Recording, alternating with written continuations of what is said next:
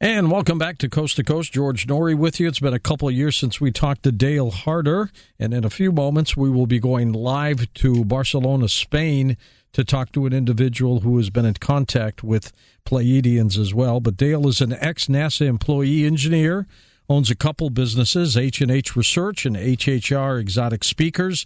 He's been in the UFO field for more than 45 years and has regular visitations by ET craft. I'll have him tell you about that.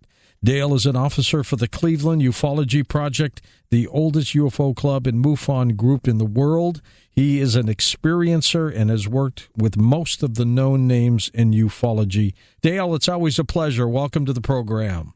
Hello, George. How are you? It's good to talk to you I'm again. great. It's sad that we lost Stanton Friedman. Yes, it is. He was a personal giant friend. He sure was. He was one of a kind. How did you get started in the field, Dale? Oh, my gosh. I've been seeing UFOs, as you know, since I was a child. And as I got into late teens and early 20s, I was interested in joining groups and did so. And, I've been following it, working in it ever since. I think we're losing you on the phone, Dale. You there? Some kind of feedback was going on. Yeah, there you are. There you are. Yeah. Okay, good. But anyway, there has been so much, George, that has happened since I've spoken to you last, and Goj is actually my partner in crime in that, and wanted to get back with you and fill you in on those details. Okay, well, you are, of course, an experiencer, too. You're going through all kinds of things. Are you glad this has happened to you, Dale? Oh, absolutely. As I revealed on the last show, I am an ET. And now that's like I said. So, going with that, that's where we're picking up. Let's pick up now. When you say you are an ET, explain that. Well, if you remember, most viewers may not, but if you do, from the last show, I told you that I came in. I was born into a physical body. Mm-hmm. I was sent here on a Vanguard group to help some 64 years ago. I was left on the doorstep and so forth, had no family ties or background. And all of this was pre-planned, of course, from the soul level and where I came from the Pleiades and from the individuals that played a part in it. So after I got here, and of course I remembered preparing for it, being on a ship, not wanting to come at the last moment, the whole 9 yards. And so I finally, after an entire lifetime of being around UFOs, ETs, everything, and working for NASA and Honeywell Aerospace, it literally every day of my life. Ships come to me all the time, things like that. But probably more importantly, some major things have happened, and I have literally met and am in contact with my TAYGETAN-Pleiadian family, who are now in orbit as we speak. What is the craft? What does it look like, Dale? This particular craft is in a relatively low Earth orbit, a little over 300 miles. It's 2,200 meters long, which makes it about 1.6 miles, 70 meters wide, and it kind of has a futuristic gun-like appearance, if you will, long and slender, looking like a fancy space gun. But it has 4 major power reactors on it, which are zero-point energy, crystal zero-point energy, and all different kinds of other technologies that are so far beyond human technology, it's unbelievable. And I've got to ask you, too, why are they here? Why are they here? A loaded question. It sure is. They're here because they've been trying to assess, actually, contact with humans, with humanity. They have tried so very hard to make themselves known. And, still everybody is looking in all the wrong places or expecting all the wrong things, just like old SETI putting all the radio waves out into deep space when they're right here in front of us. But they're not that obvious to us, are they? Yes and no. For those that are willing to look, yes. For those that want so much proof in a nutshell, they're not going to get it. You also have to remember that we are constrained by the Prime Directive. Where exactly is the Pleiadian star system? I'm sorry? Where is the Pleiadian star system? It's called the Seven Sisters, the constellation, the Pleiades, and that's varying somewhere between 440 and 442 light years away. How many civilizations are out there in terms of planets? There are several. We are the Taygeta Pleiadian race. That means our sun is Taygeta. We're from the planet Era. There are many other Pleiadian races. They're not quite the same as us, but we are all related. Who is the Swa'uu? Swaru is our captain of the mission that is here right now, and she controls basically all the mission parameters for contact and so forth. And so she's definitely in contact with Gosia and myself and Robert. And most of the Pleiadians, I would guess, I've been told, look human, or humans look like Pleiadians. Exactly. They do indeed. And that's one of the things that people find so difficult to accept, George, is the fact that the Pleiadian race looks very much like us. Everybody always expects these really unbelievably looking horrific ETs or the usual sci-fi stuff. Right. And there are some out there. Yes, there are some out there, but not the Pleiadian. You have a video called "Why Are You Here?" Tell me about that. Why are you here? You mean on Gosia's site? Yeah. Let me give you just a little quick story. It wasn't that long ago that after I had talked to you, made the video and so forth, the ships had still been coming, different things were going on. But I got to actually get involved with and become close friends with Gosia. And she is actually responsible for putting me in the position of allowing my family to find me and to bring me home, as it were. But before all of that transpired, I reached out to her with an email, and something that she rarely does because of her being so busy with what she does. She never has the opportunity or rarely answers emails, but for some reason she needed to answer mine. She felt necessary. And it turned out that we were kind of related. We got along very quickly, developed a very close friendship.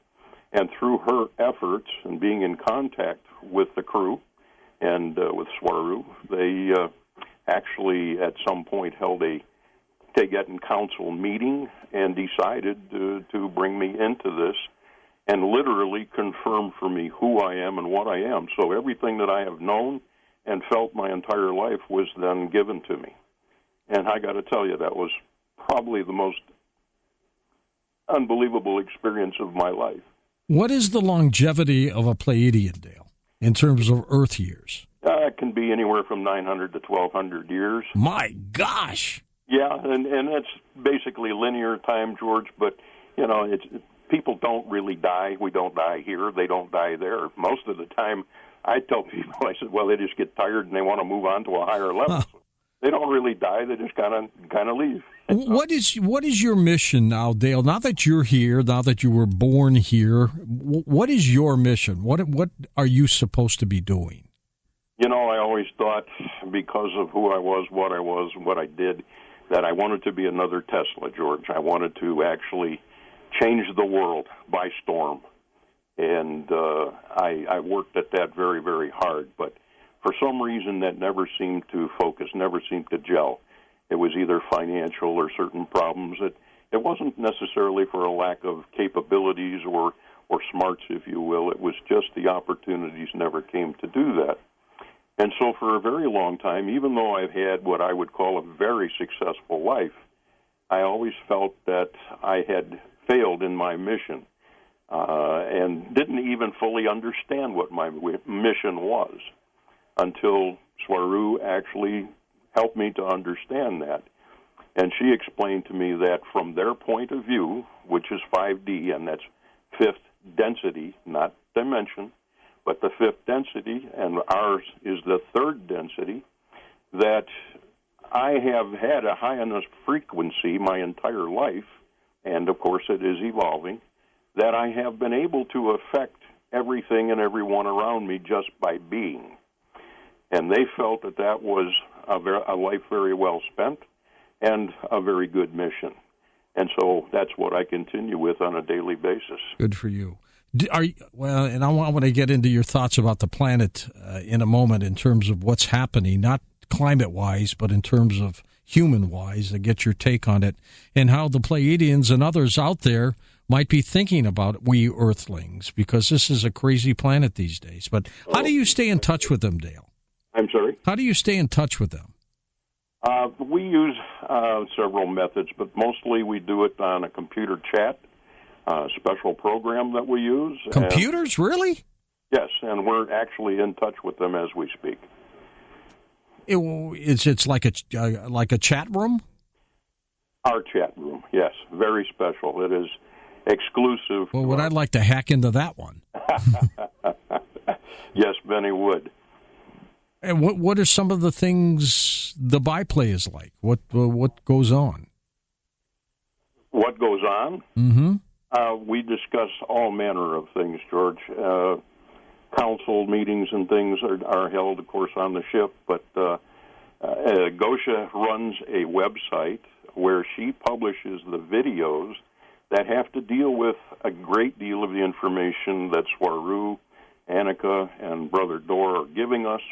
And at this moment, there are more than 85 videos available on that site, with more information than a person could absorb in a lifetime. And in terms of the messages, how often are they in touch with you? We are daily. That's interesting. Yes, absolutely. Do they warn you about impending things? Yes, we do discuss different things that are going to affect each of us, our personal safeties, the planet, etc. Yes. Are they concerned about your safety here on this planet? Absolutely. Are you? Yeah, yes and no. Comes with the territory. When you started as this, who are your parents? Don't know. I have adopted parents that were wonderful to me and raised me. Do they know what you are? I'm sorry? Do they know what you are? They didn't quite understand at the age of 5 and 6 when I was running around telling them all these crazy things that I remembered from the Pleiades. Mm-hmm. And they didn't quite understand it when I started building lasers at the age of 6 and repairing all the appliances in the neighborhood at that age. So, no, they didn't quite understand, but they were very good in that they humored me and they helped me and mentored me. If there was an asteroid coming this way, would the Pleiadians get in the way? No. They would not stop it? It's not their job. Really? No. Why not? They can help. They can guide. There are so many things that they can do. They definitely remain outside of certain Earth parameters. You have to remember that the Prime Directive controls almost everything that we do, and that is probably the main reason why they cannot be very overt and make themselves visible. They couldn't land in your front yard because of that for certain, but it wouldn't even do any good if they did, because believe me, you wouldn't believe it. There have been a lot of UFO cases around nuke sites. Were they Pleiadians? Not necessarily. You have to remember there are a great number of races that are visiting this planet right now. And we TAYGETAN Pleiadians are just one of the small races, just one race that is here. Including the reptilians. There are reptilians here, but I'd like to state for the record that the reptilians are not as big a deal now as everybody seems to think that they were. They are certainly around, and you know they have had their skirmishes and so forth with our race as well as others, but they are not really the biggest problem for humanity right now. Were they once? Yes. What happened? Well, as you know, like I said, there's been the wars that were fought, there's been control and things that were fought, but now it is mostly a war of minds. It's mostly mind control, George, and we live in a 3D matrix. Back on the planetary systems of the Pleiadians. Mm-hmm. What does it look like? What does it look like? Yeah, I mean, what do the cities look like? Are they skyscrapers? What are they? Well, actually, I don't remember a lot of it myself. I know what I have been told by my sisters, but the best person to describe that for you will be Gosha. Okay, well, we'll be getting to her shortly. Tell me a little bit about her before we bring her on. Fantastic lady. She really is. She's tireless, works around the clock to produce the videos and so forth. Basically, gratis. Lost a relationship of a long period of time because of it, gave up a job and a business because of it. She's become extremely dedicated to our family and what she does, and she's very good at it. She's from Australia, but she's in Barcelona, Spain now these days, right? Yeah. All right, she'll tell us what got her over there. And, she'll fill you in on some of those details for sure. Yeah. Is there an ongoing battle or war in space between extraterrestrials? There are some skirmishes and things that take place, but it's not the all-out battles that everybody envisions or gets the idea from the sci-fi stuff. It's not quite like that. Well, it sounds like, you're not painting a panacea here, no. but it doesn't seem as evil as most people think. That's correct. And you hit the nail on the head when you said, as most people think. It is a question of mind control and what humanity has been led to think and to believe. We are our own worst enemies, George. We have created the situations that we're in. And it's up to us to break that and to wake up. Were the Pleiadians responsible for abductions in cases like that? No. That's not the race that does that. Our race does not abduct. We're way beyond that. We don't use chips like dog collars and so forth. That's ridiculousness. This race is far too advanced for that. What race is doing that, Dale? Somebody is. There have been races such as Greys and things that acted on orders for others. There have been other races that are without the confines of the Federation Council or without the Federation itself. There are a great number of federated worlds, but there are still those races that exist beyond that. It's truly remarkable. It is. And you would say, what is their structure of society like? Do you know? Do they talk about that? It is a holographic society. Everyone there basically lives to do what they enjoy, to contribute by what they enjoy. There is no economy. There is no Babylonian money magic system like we're all stuck under here. Everybody lives to enjoy, to experience, to spread education, things of that nature.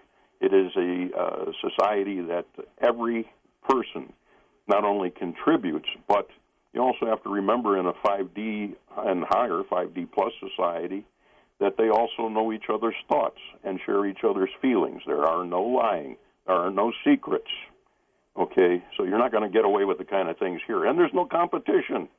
No need to be. If you want to be on a council, you be on a council. If you want to build ships, you build ships. If you want to lay on the beach, you lay on the beach.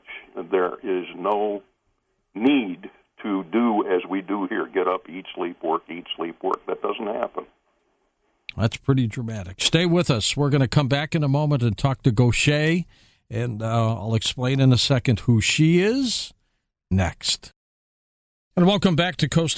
George Noory with you. In a moment, Gosha joins us live from Barcelona, Spain, as we talk about her situation with the Pleiadians as well. Dale Harder still is with us, too. Next hour, we'll take phone calls on Coast AM. And welcome back to Coast. Dale Harder with us. And Dale, we're going to bring Gosha in with us. And let me introduce her with a degree in comparative religion from the University of Queensland in Australia.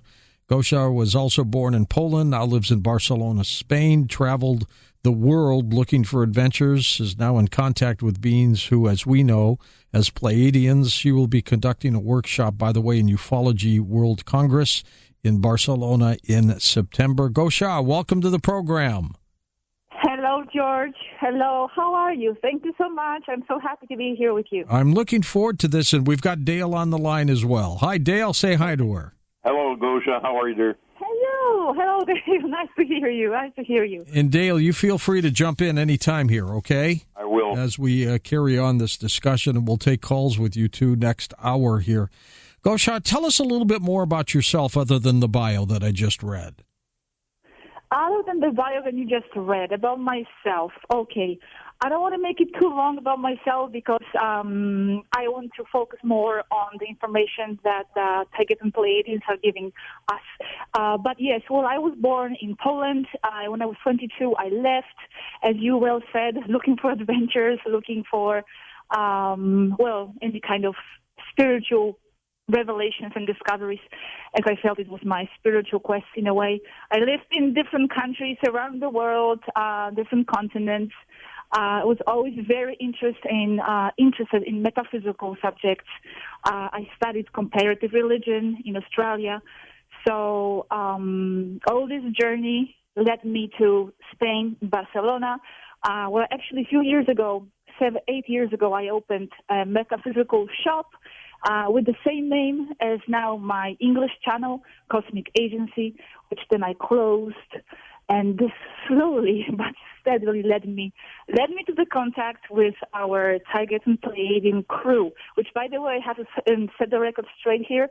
It's very important to note that the term Pleiadians is very generic, okay? Within the Pleiadians, there are so many different races. As I understand, there are 11 interstellar races, and within that, there are subdivisions of other races, not all of them interstellar. And Dale is only representing the TAYGETAN-Pleiadians. They themselves don't like to be called Pleiadians. It's very misused and abused and distorted by the New Age. And they don't like that term. They like to be called TAYGETANs. Which is what you are, Dale, are you not? Yes, I definitely am TAYGETAN-Pleiadian and was confirmed by my crew. And Gosha, you're a human being, though, right? You're not a extraterrestrial, I assume. I would call myself a starseed. A starseed, but an earthling starseed, right? Are you an earthling starseed?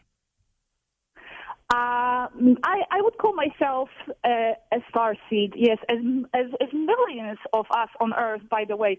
There are so many extraterrestrials incarnating on Earth, and it's another rare phenomenon. There are thousands of us, and we are here cavalry, and we are here to help and to assist from within. We are the troops on the ground. And so that's how I perceive myself as well. When your initial contact started, what happened? How did this begin for you? Okay. Well, it's quite a long story, but I will try to make it short. I was actually introduced to them by Robert. Robert is my friend here who I'm also working with, and he has been presented to them first here in Barcelona about 2 years ago at the Ufology World Congress through another lady. So Robert from the channel Despejando Enigmas, it's in Spanish. He's also my partner in crime, like Dale called me before. And this is how we started the contact.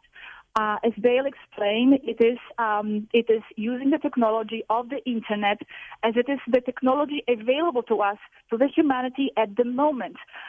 Because according to the Prime Directive, one of the Federation regulations, which they go by, is that no developing civilization can be contacted through the means of through the technology that is not available to it yet. So before the arrival of the internet, they have used other methods. Telepathy was used, for example, very much. But now they don't like to resort to the telepathy anymore because it is prone to a lot of distortions,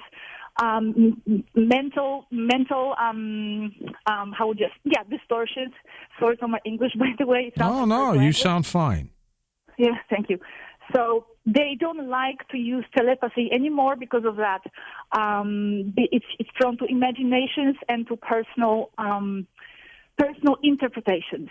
So the next available technologies to them that is more reliable is the Internet. They are right now in the orbit of the Earth in the fifth density. They are very close. They are much closer than any of us imagined. They are right here, right in front of our noses, and they use the technology of Internet to communicate with us, which, by the way, they are not the only ones who use this technology. There are so many other races who are also very closely watching and communicating with the humans through the social media, through the Internet. Goshar, what is their interest with planet Earth, in your opinion? Well, it wouldn't be my opinion. It would be exactly what I know from them. All right. Yes, because it's very important for me. You see, that's why this is the beauty of communicating with them live through the Internet. There's no distortions here. There's no my opinion here. I'm just presenting facts as they are, what we are told, and we are sharing exactly, almost word for word, what they share with us. So their interest is primarily, as Dale explained, to examine and assess our readiness for the official contact. Okay, that's one of their primary reasons. They are also assisting us with the so-called ascension, because that is truth. We are actually growing into. Okay, how would I say that? There's a lot of energy coming from the center of the galaxy, positronic rays that are contributing to the raising of the overall Earth human frequency, which is propelling us toward the 5D, fifth density. They are watching this process. They are monitoring and helping and assisting and guiding us through this process because it's imminent.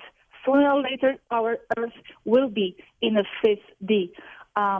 So they are assisting and learning, examining the situation. They're also assisting their star seeds because the star seeds operation has been going on. Well, in a way, we all are star seeds, but the more recent star seeds, as I would call them, it's been in the second half of the century. So they are assisting their star seeds. Every extraterrestrial race has their star seeds here on Earth. They are also actually monitoring and removing cabal operations. They have taken care of the majority of the reptilian problem. Sorry. Mm-hmm. As I heard in the beginning, you were. I don't know if you or the producer, you were announcing our show as the Pleiadians against the reptilian battle. Right. That was me. It's actually been taken care of. It's done. It's taken care of. It's not actually the biggest problem. The problem is us. We are the ones who are generating the matrix, the system. We are maintaining it. It's our own attitudes that we have to rewrite. And go ahead, George, ask me questions because I could go on like this for Do they believe in a divine creator, as we would call God? Okay. The concept of God is strictly Earth concept. They don't have the Earth. They don't have the God idea as we have it here. They don't have any religious system. It's strictly Earth system. They have a concept called a source, which can be compared, or as Baruch likes to say it, unified field. So basically, we are all part of the source as holographic fragments of the soul. So we are all source. Every one of us, the real people, because by the way, there are also matrix non-real people. That's another story. We are all source. So we carry that within ourselves. We are the creators. So that's how they would. That would be the closest to what I would say God. But they don't say God. Well, they do not, but they do believe in some kind of creation. Well, something started this somehow, right? The source is an energy field. It's the ether, and it has always been and always will be. It is without beginning. It is without end. Exactly. Unlike the universe, as we think is 13.7 billion years, it is not. It actually is infinite, and our 3D science has not yet caught up to that. How many different... Very good point. Sorry. Gosha, how many different civilizations are out there in the universe? I would guess millions. Infinite. You're right. Infinite. Hundreds of thousands. Life is the norm. Yeah. So many. It's infinite, and there are so many of them that are in contact with the humanity. There are others that are not so much in contact. They are more observing, and then there are others that they don't want to be known at all. So it's a whole zoo out there, as I would say, but in a good way. In a good way. Yes. Yes. Interesting. Fascinating indeed. And in terms of, your situation, Gosha, I mean, you're in regular contact with them. Have you been up in their craft? I have not been on their craft as far as I know. So no, it's not a physical contact. It's as I explained, it is using the technology of the internet, and also we also had the privilege and the opportunity to have the audio communication with them twice. Interesting. Now, if I use the phrase Pleiadians, I'm not going to offend them, am I? Somewhat. Well, you're not offending them, but it's kind of like you. I would keep calling you, for example, Earthling. Earthling, human. Yeah, or if you call me European. No, I'm Polish. No, so they take pride in their society. They take pride in who they are, and also because there are so many races out there, and each of them has its unique, specific personality and characteristics.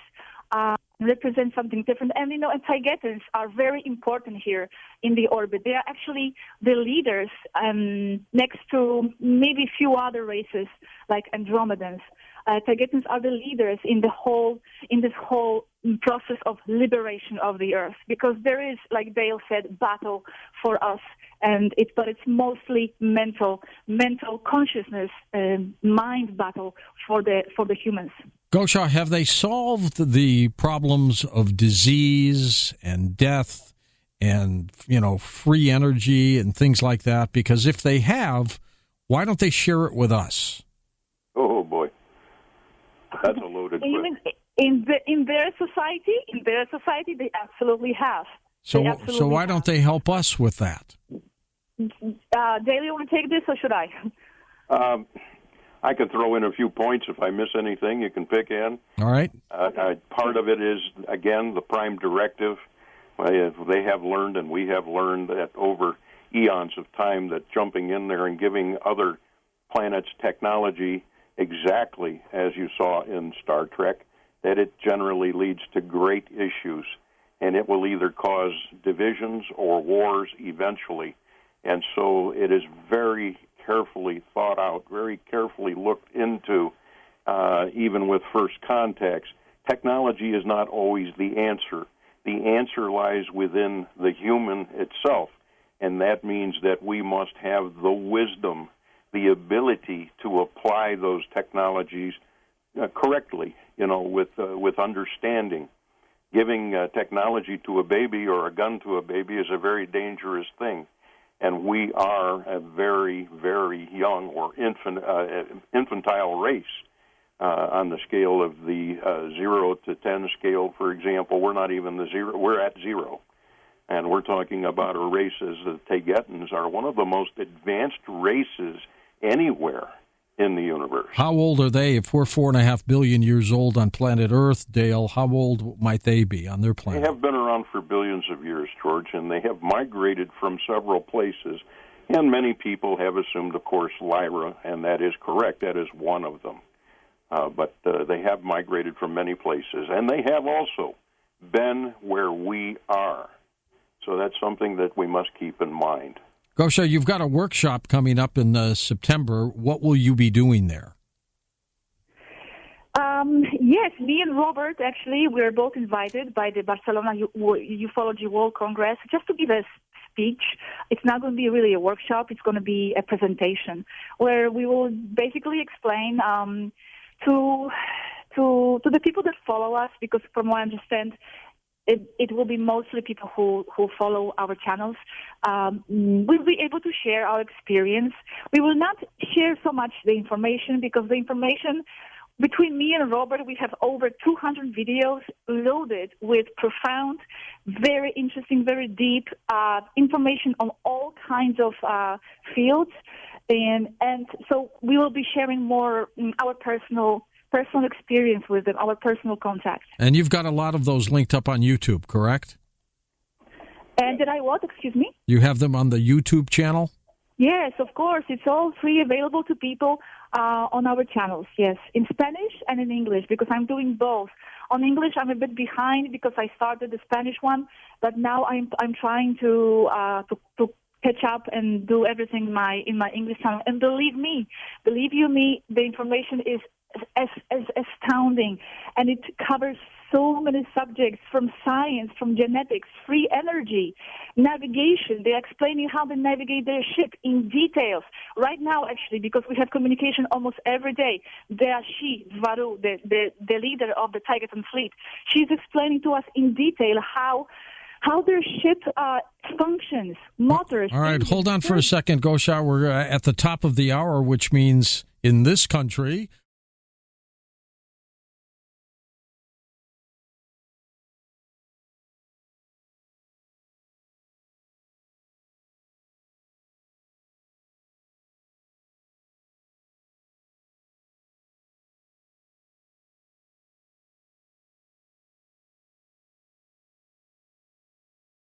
well, this hour, as we continue to discuss this amazing story with Dale Harder and Gosha. She's in Barcelona, Spain. He is in the United States here. We'll be back with both of them and your questions on Coast to Coast AM. And welcome back. Dale Harder with us and Gosha with us as well. And Dale will be taking calls in a second. We've got you and Gosha on. Gosha, if you were invited to the United Nations to make a speech about extraterrestrials, what would that speech be? Oh, my God, long. That speech would be long. I had so much to say, and I would share so much. It would be...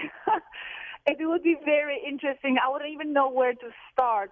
I just want to say that the main message, okay, I would probably just focus on the main message here, is that, seriously, people are living in a false reality.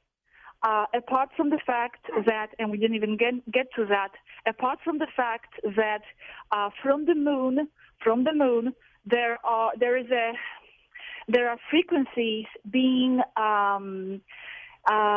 what's the word? There are frequencies from the moon that are projected onto the Earth that are suppressing our consciousness and our frequency. Okay, that's why we are locked into the 3D matrix reality. Apart from the fact there is a false system of the matrix set up on Earth, lies basically everywhere, religions, government, science, everything is false. So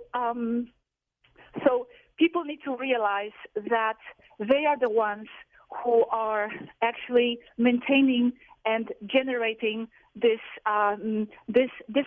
matrix, supporting the matrix. What they really have to do is to raise their perception beyond the lies, beyond the system, and integrate more and more in their perception, because with their perception being raised, their frequency increases, and they can get out of this slowly. It's really on them. They need to get out of the victim mode, stop waiting for saviors from the outside, just because they are out there and helping and assisting, because they are and have been for millions of years. The job and responsibility is on us, and we need to rediscover that power within us and start taking action. Start taking action daily life, starting from simple things. And start to reprogram that matrix, because something I didn't explain is that matrix from the moon it's actually kind of like a living machine, and it reads our thoughts and intentions, and it actually picks up on that, and it gives back to the humanity what we put into it. More about this is explained in our videos. It's a very complicated subject, but we need to just basically realize the power that we have. And they are not here to save us. They are not angels. They are not our saviors. They are not some mystical creatures. They are people who have been here assisting us, but the main power is on us. We are the ones here, the real troops. And I could talk and talk. So. That's good. How about you, Dale? What if you were invited to the UN? Same thing, along those same lines. It all comes down to the fact that, and we have actually, as we've been talking, and as Swaru and the team has gathered their information regarding contact and so forth and made their final reports only within the last weeks, if you will, and arrived at their various conclusions. But it has come down to basically learning that humanity itself is its own worst enemy. We are the ones that are creating what we are experiencing here, even now. It's not being perpetrated on us. This is not the prison planet. The reptilians are basically out of the picture at this point, and we have been, have not been reduced to ash or anything of that nature. We are creating our experiences according to our beliefs. And as soon as we can change those, the better that we're going to be. At this point in time, we have not learned to do that. We are still struggling with everything that we experience every day.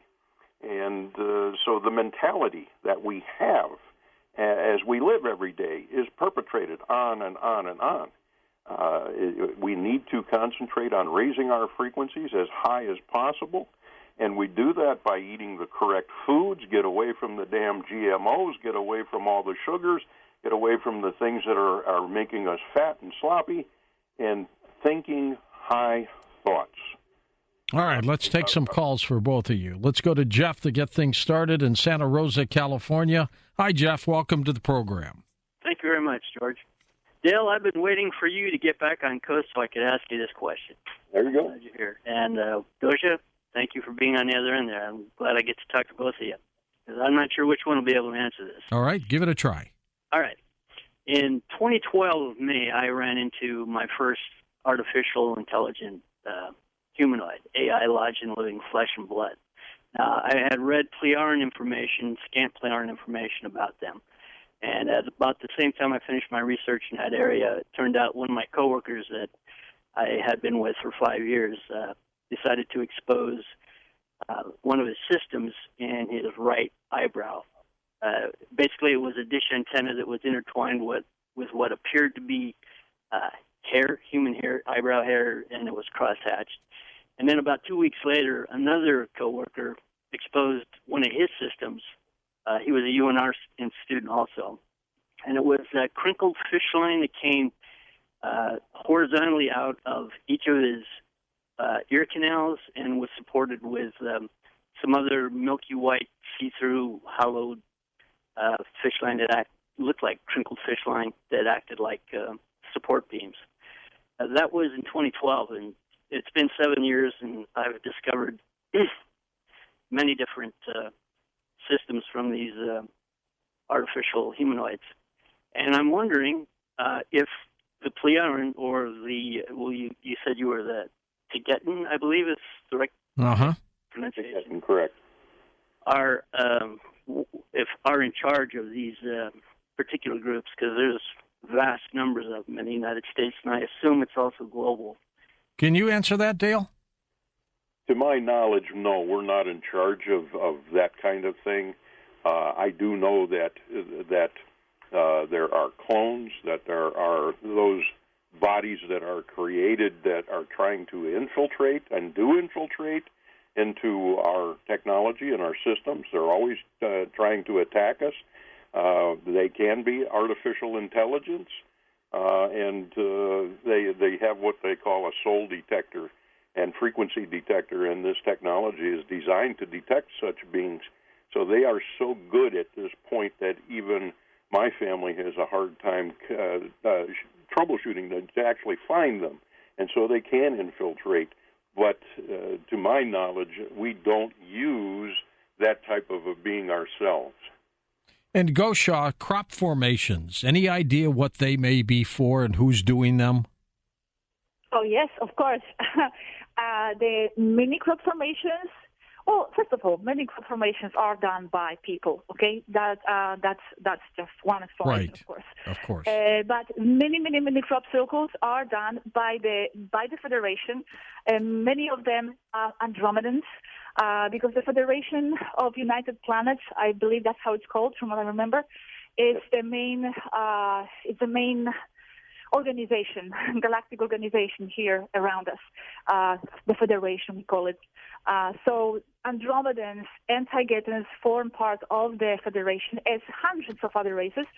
And the Federations and Andromedans are one of the ones, some of the ones responsible for the crop circles. Yes, they are real. They are coded messages. They are even, that's interesting, I didn't know this, they are even actually kind of like messages between the races. They leave to one another. They're coded information to leave to another race to kind of say we've been here or something. Markers, yes. Yes. Go ahead, Dale. Yes, they're markers. Yeah, graffiti and all sorts of things between the different races, which was very interesting to hear Swaru tell us more about that. And each one has a specific meaning. So they are all different races and so forth. But they certainly are not all created by the two old guys that were in the UK. Not a possibility. The crash at Roswell in 1947, either one of you know anything about that in terms of where it really may have come from? That's actually something I never really asked about. I do believe that it occurred, but it is not from our people that I'm aware of. How about you, Gosha? Yes, this is something I have never really discussed in detail either, that we have so many subjects that we go into. However, there have been many ships that have been retrieved and that have crashed. However, none of them Taygetans. Taygetans have a more superior technology, and it's not really easy to get them down. Yes, but I don't know about that in detail. We kind of need to move on from the Roswell incident also. They have been here, and they even expressed this to me sometimes, that many UFO researchers are still stuck on these older stories. Yes. And this continues. They are ever evolving in dynamic ways. There's a lot more going on right now. It's actually changing every day, every month. There are new strategies. There are new things happening. And the UFO investigators are still looking kind of the wrong places, and they are looking with a 3D perception. What they have told us very specifically is that a lot of UFO investigators are looking for the 3D for the 3D answers to this 5D phenomenon. They are looking a lot at the physical manifestations of these crafts. But there are people behind those crafts, and they are saying hello, and they have been here. So there's so much more beyond the Roswell incident and beyond all this, Okay, next up, let's go to Max in Sokovia, Texas. Welcome to the program, Max. Go ahead. Thank you. Hello, Dale and Gosha. Hello, Max. George. Hi. It's a pleasure to talk to you. My question is, the late William Tompkins on Project Camelot was saying that the last three presidents before Trump were reptilians, and I wanted your comment on that. Last three presidents before Trump were reptilians. Which one was that? Whoa. Can you verify that, Gosha? I think that I would probably not go into details in this subject. However, yes, there are there is a huge and very profound reptilian influence in politics, and not only politics, actually cloning and copies of people is a very common phenomenon. It's actually quite a widespread phenomenon and very dangerous. So that's where I would leave that. Go ahead, Dale. Yes, I would say the same thing. I think that anytime anybody thinks that anything is wrong, they tend to run right away to the reptilians and blame it on them and make them far more prevalent than they really are. There are definitely reptilians out there, but not every one of them, not all the presidents, not every person, and there are every one of them that has their own agenda as well. We're going to Barry in Rock Hill, South Carolina, who himself may be an ET. Hello, Barry. I'm a spaceman, all right. Yes, you are. We don't know what planet you're from yet, but we know you're here. Well, I might not be a spaceman, but I'm spaced out. Well, sometimes. George, I've got a great question for Dale Harder. But first of all, for you, I lost my sister, George, 14 years ago to lung cancer at 60 years old, and I'm still brokenhearted about it. But let me say that I can feel what you do about losing your sister. But my question is, do you think that cell phones and this high technology stuff contributed to your sister's brain tumor? Are you asking me? Yeah. Yes, I do. I'll just leave it at that for now. Okay, leave it at that. Hey, Dale Harder, what a pleasure to speak with you. And I've got to say, if the Palladians, which you claim to be one of, yes. And I apologize for using that word because I know it offends you all. But anyway. They get Palladian, that's all. Yeah, well, if y'all lived from 9 to 1,200 years, do you expect to live here on Earth for 500 or 1,000 years? No. First of all, you have to remember that I am speaking in linear time, which is the kind of thing we experience on Earth. In Taygeta, where we're from, and even on the ship, where the 5D is maintained, we have time is fluid for us, okay? It does not pass or exist in the manner that people are used to here on Earth. And so it is possible to actually be in the past, present, and future at the same time. And a period of a number of, say, 100 years could pass here on the planet, while it would only be about 25 on the ship. Gosha, in terms of questions that you may have asked them, what I'm curious what you might have asked them, what you were curious about. What did I ask? What did I not ask? I'm actually known. I've actually been known to be one of the most inquisitive one. I'm always asking millions of questions. Oh my gosh! They probably say, "Oh no, here she comes again." That's why you do the videos, G. Yeah. What did I ask? That's a very interesting question, George. I didn't expect that, actually. I asked so much. Oh, my gosh. Everything from A to Z. Next question. Hit me with something else. Literally, everything from A to Z. No question. Yes, everything. We'll just have to pick a topic. I'm going to give you a curious fact. All right. Because I'm an animal lover, and I love dogs. I have 2 dogs. Oh, good for you. Ask them about that. Just like a curious fact. Do they have dogs? They don't have dogs. Dogs is a human invention. They have cats. They love cats. Actually, they have all kinds of cats on their ships all the time, but they don't have no dogs, huh? No dogs. They're missing out. No. Yes, they are. Let's go to first-time caller Hunter in Tennessee. Hey, Hunter. Hey, how's it going? Great. Good to have you with us. So I was wanting to ask if they think that Trump's Space Force is an attempt to eradicate the Pleiadians. Good question. Interesting question. The Space Force that our administration is contemplating, Dale, do you think it's to fight some kind of war in space with ETs or something else? Well, I would like to say that as far as I'm concerned, that Space Force has existed already for a very long time, go all the way back to Reagan. Okay, people don't really know truly what's going on.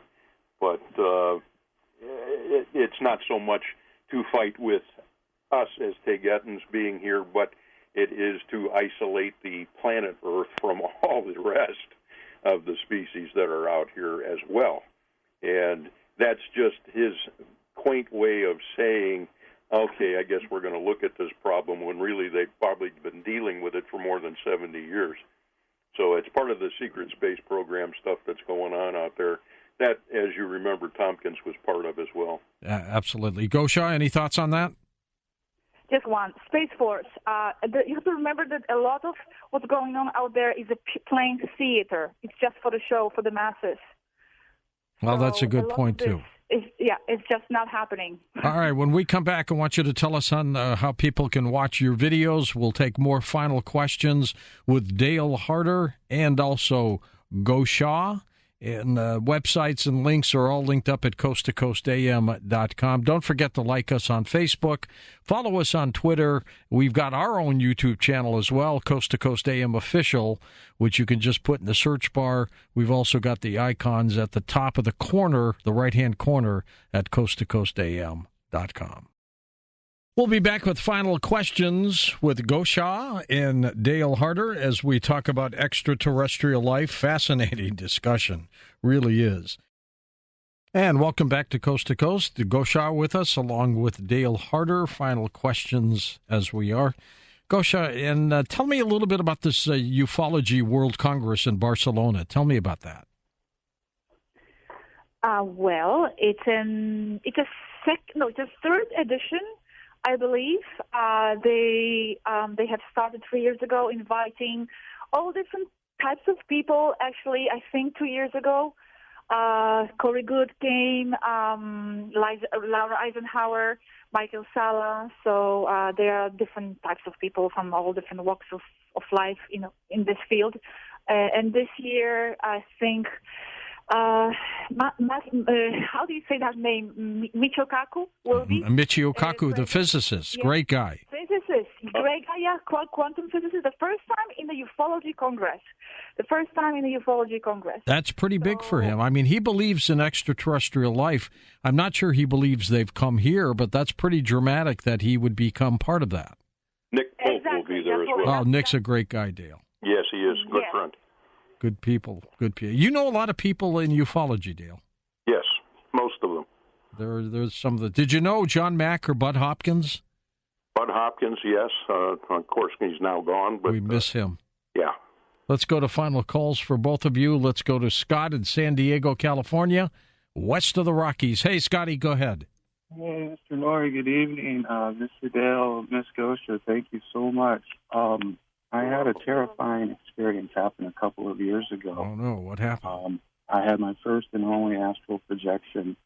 I was resting my eyes wide awake at nighttime, and out of the darkness there was this twinkling white light, and I couldn't tell if I was imagining it or not. I realized I wasn't. There was an explosion of white light, and then in front of me was what I would call the God particle. It was the intelligent design that they've been talking about, mathematically speaking. After a few seconds of not believing what I was seeing, understanding what I was seeing, it came right at me. There was a physical sensation. It went through my head, down through my throat, my heart, my lungs, my stomach. I felt like a balloon.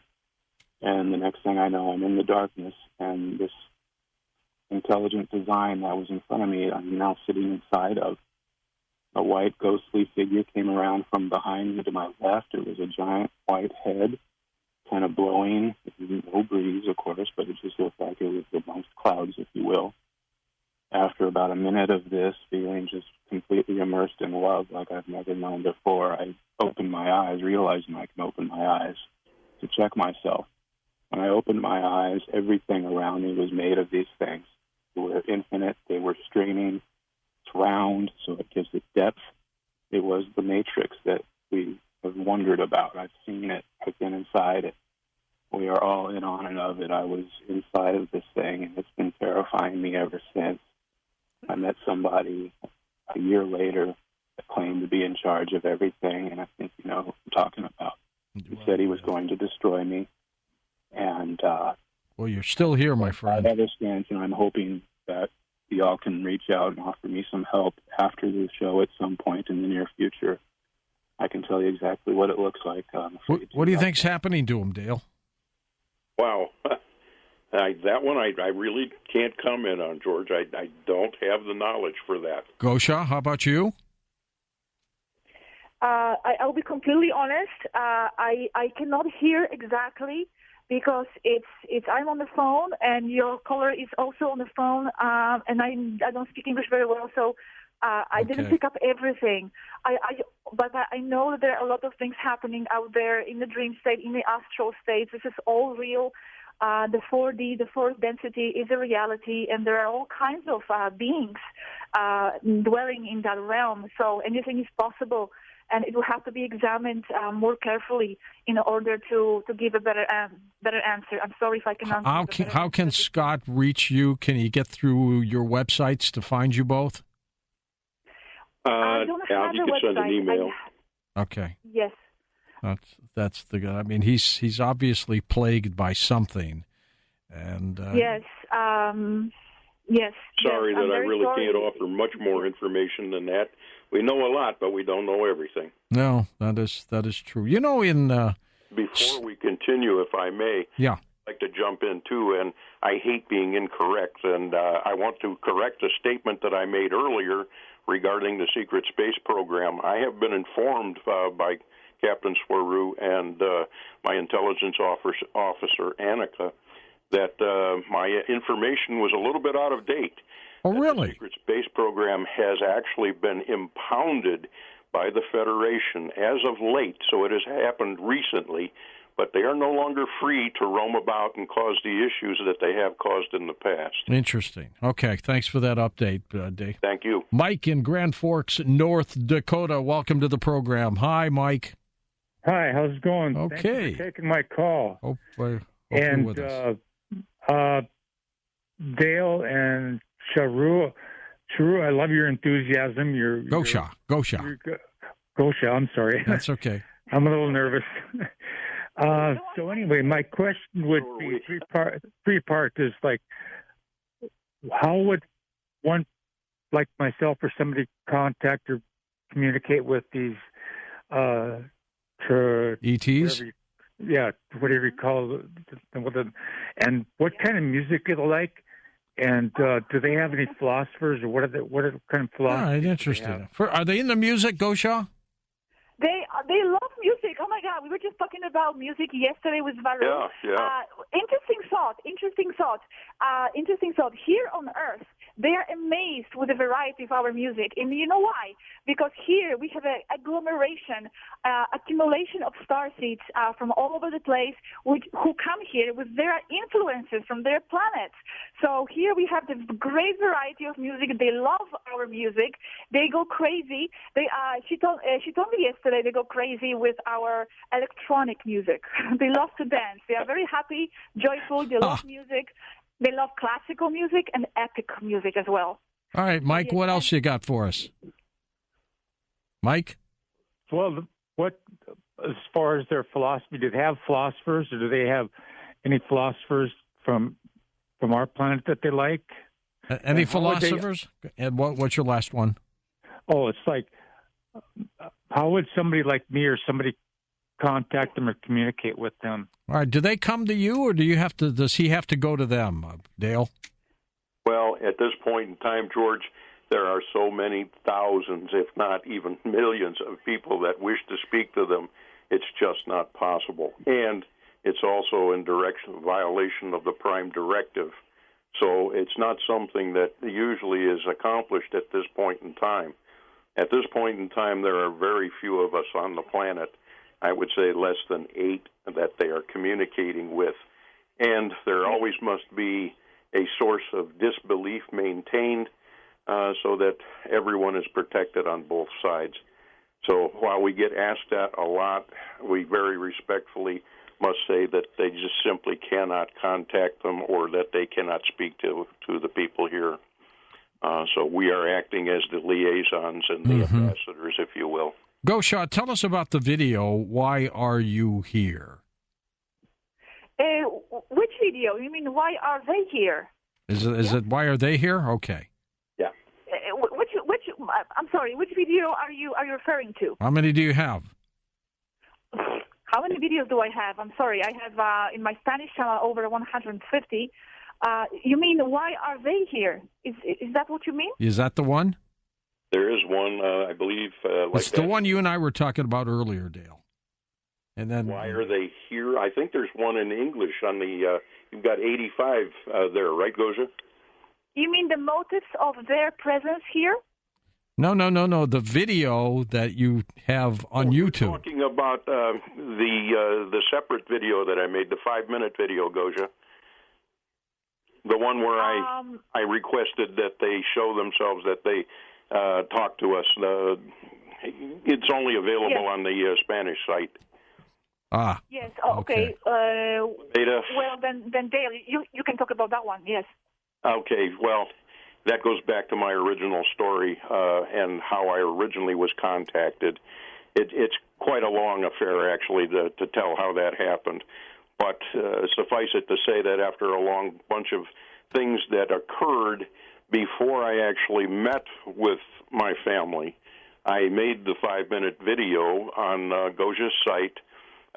Gosia, I can't remember the name. It starts Lameda something, and it is a site that she made for people to make videos a few minutes long and to ask the Taygetans to please stay here and to please continue to help the planet Earth. And so I made that 5-minute video, and I told them, pretty much how I felt after being alone for 64 years and fighting the fight by myself. And but even though I was strong, I was not harsh. I was not disrespectful. And apparently what I had said reached their hearts, and they decided to have a council meeting over me. And that's when they decided and found that I am a confirmed Taygetan. And so being one of them and part of the crew, they then initiated the contact because of that. But that would not necessarily occur very often. Okay, let's go to Andy now in Norwalk, California, as we get close to the end here. Andy, go ahead. Yes, great show, George. Yes, I'd like to address my question to Gosia. Okay. But at the same time, I want to begin by saying that I say what I'm saying very respectfully. I'm not putting you down, and I'm not prejudging. Okay, Gosia, I came from the same roots as you did, of Polish ancestry. My dad was from your country, from Poland, and my grandparents on my mom's side were from that country as well. And these were people of great faith. They would die for their faith. And you know something? I would too, because I believe in my heart that there is a supreme being, a creator that created all of us. And I believe that in these last days that are coming upon us, there's going to be great deception like the world has never seen before. And even the elect, the most highly intelligent people, will be fooled by messengers of deception. Messengers who will sound and act and create miracles that will be so convincing they will fool the smartest and the best of the best. So I say to you that in this time, we are seeing great numbers of people who claim that they are being abducted. I've met several myself who have claimed this. I have been told by a bodyguard to a very, very high government official, very high, who told me, if you saw what I saw, and he told me this a number of years ago, he said, if you saw what I saw, your mind would not be able to handle it. And so, he had the look of like shock after all these years. It's like he wanted to talk to somebody, but he's sworn to secrecy. So all I can say to you is that I wish everyone the best, but at the same time, keep your faith. Keep your faith in what you know in your heart of hearts is true, because these are the final days when the great deception and the great tribulation will fall upon this earth. And the forces of darkness will use every trick and scheme like they did during the time of before the great flood, to take down as many people as they can. And yes, it is about our thoughts, and it is also about our beliefs and our faith. And thank you very much. Well said, Andy. Well said. Gosha, do you want to react to any of that? Oh my gosh, I would love to. However, with a little time, I'm not sure if I'm able to respond to all. You've got a minute left. Okay, yes. Well, that's hard. I will share this with Dale. I will go for 30 seconds. Spirituality is very important to them as well. As I explained, they believe in the source as an absolute energy field behind everything that exists. And we are source, and we are divine in that way. So it is important to keep faith and to keep your spirituality and your connection with life, with a greater self.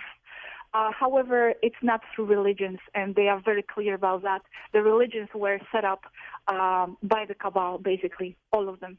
All right. Dale? And we'll wrap up, Dale, with you. I will simply follow up with this. We all have faith. Gosha, myself, our crew. But you have to remember that we have been where humanity is, okay? We have spent thousands or even millions of years in evolution.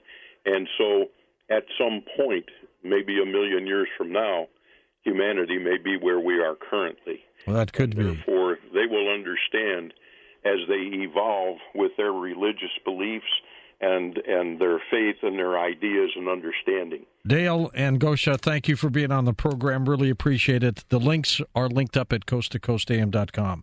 On our next program, Bill Foss joins us tomorrow to talk about the Akashic Records and then a special tribute to several Coast to Coast guests who have passed on. For Dan Galante, Tom Danheiser, Lisa Lyon, Lex Lone Hood, Sean Ladesseur, Stephanie Smith, Chris Boros, Tim Banal, and George Knapp, I'm George Noory, somewhere out there on Coast to Coast AM. We'll see you on our next edition. Until then, be safe, everyone.